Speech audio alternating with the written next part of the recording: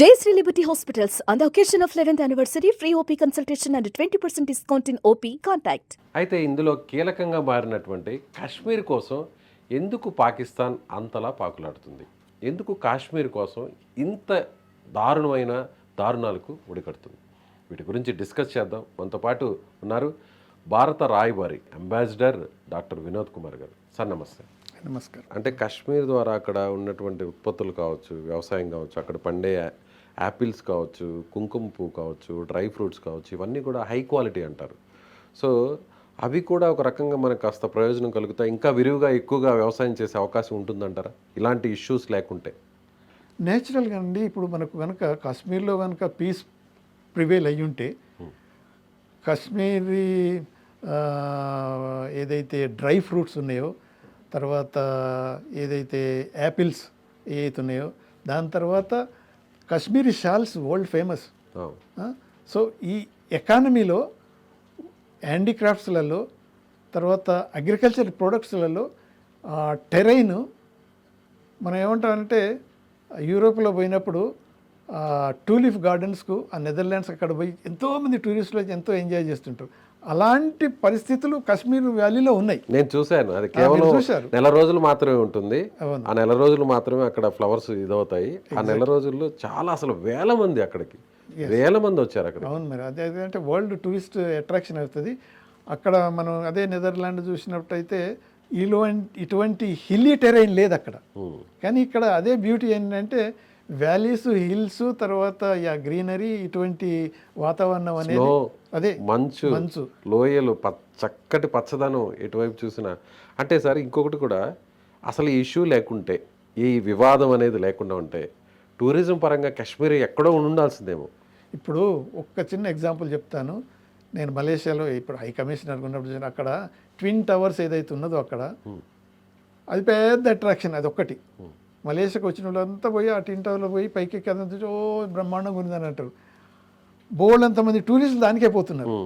So ఇక్కడ ఉన్న కాశ్మీర్ బ్యూటీని చూస్తే మీరు చూసి ఉంటారు. మనమంతా ఇప్పటికీ స్టిల్ ఆ ఓల్డ్ బాలీవుడ్ మూవీస్లో చూస్తుంటే, ఆ దాల్ లేక్లో నేను 79లో వెళ్ళాను. తర్వాత మళ్ళీ ఐఎఫ్ఎస్ ట్రైనింగ్, ఐఏఎస్ వాళ్ళ ట్రైనింగ్లో పోయినప్పుడు అక్కడ కూడా వెళ్ళాము.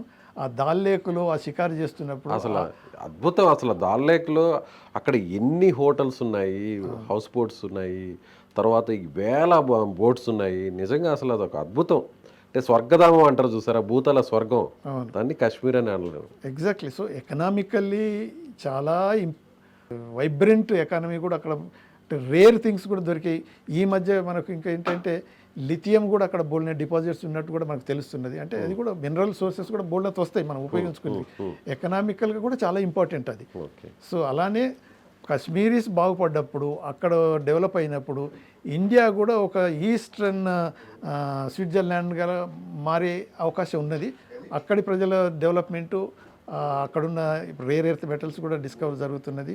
Rare fruits and then agriculture products, handicrafts, various things కూడా బోల్డ్ అని డెవలప్ చేసే అవకాశం అయితే. సాఫ్రాన్ కూడా ఉన్నది. కరెక్ట్.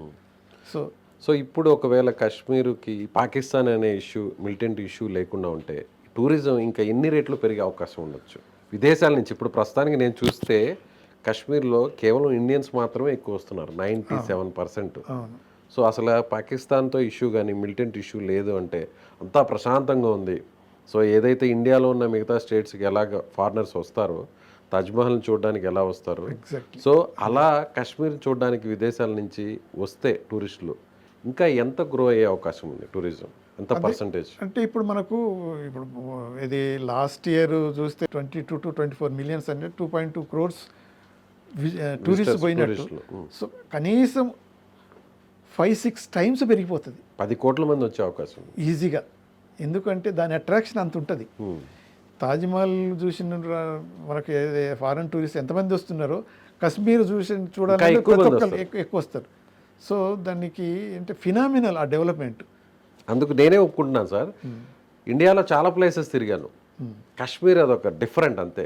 అదైతే కరెక్ట్. అసలు డిఫరెంట్. కాశ్మీర్ అనేది అసలు డిఫరెంట్.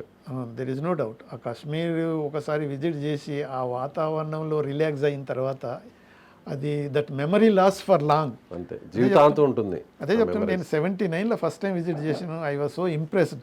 ఆ దాల్ లేక్లో బోట్లో ఉన్నాము. సో తర్వాత పోనీలు, ఆ గుర్రాలు తీసుకుని ఆ హిల్స్ అని ఎక్కాము. సో టోటలీ డిఫరెంట్ ఎక్స్పీరియన్స్ ఉంటుంది. ఇప్పుడు ఇంకా డెవలప్ అయిపోయింది. ఇంకా అసలు 6 లైన్ 8 లైన్ ఎక్కడ చూసినా రోడ్స్ కనెక్టివిటీ చాలా సూపర్ ఉంది అసలు.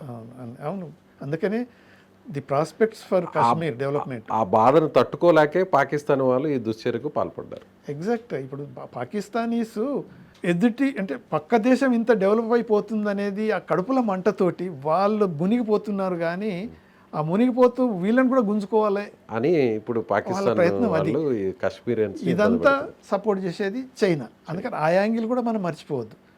సో నేచురల్గా ఇప్పుడు చైనా చుట్టూ తిప్పుతుంది. ఇప్పుడు బంగ్లాదేశ్కి సపోర్ట్ చేస్తుంది, నేపాల్కి చేస్తుంది, ఇటు పాకిస్తాన్ తోటి. సో చైనా మెయిన్ ఏమంటే హిందీ చైనా బాయ్ బాయ్ అని ఎప్పటి నుంచో అలా అంటూనే ఉంటారు. కానీ లోపల నుంచి మాత్రం ఇదంతా ఇండియాను ఈ రీజనల్ ఇంటర్నల్ పక్క సమస్యలతోనే సతమతమయ్యేలా చేయాలి. చేసేస్తే వాళ్ళకు పక్కలో బల్లెం లెక్క ఉన్నది కదా అనేది ఇప్పుడు క్వాద్ ఉన్నది. అంటే ఇప్పుడు యుఎస్, యూకే, ఆస్ట్రేలియా, జపాన్, మనం ఇండియా. సో ఇప్పుడు యుఎస్ తోటి ఫ్రెండ్లీ, ఆస్ట్రేలియా తోటి, జపాన్ తోటి, యూకే లేదు దాంట్లో, మన ఇండియానే క్వాద్ కాబట్టి.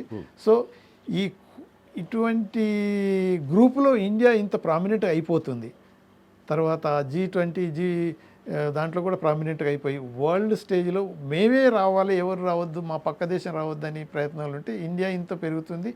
అమెరికా చైనా తోటి ఢీకొనలేదు, ఇండియా సపోర్ట్ లేకపోతే అనేది కూడా వాళ్ళ అసెస్మెంట్. ఓకే, అమెరికాకు కూడా తెలుసు. అందుకనే కదా ఇప్పుడు ఇన్ని తారీఫులు ఇవన్నీ చేసినా కానీ మన ప్రైమ్ మినిస్టర్ వితిన్ 20 డేస్లో పోయి మీటింగ్ పెట్టి ఆయన బెస్ట్ ఫ్రెండ్ ఇవన్నీ ఆ తారీఫులు కూడా దేశమంతా ప్రపంచమంతా చేశాడు. కాబట్టి మనకు వేసినా కానీ కొంతవరకు మన చేంజ్ చేసే అవకాశం ఉన్నది.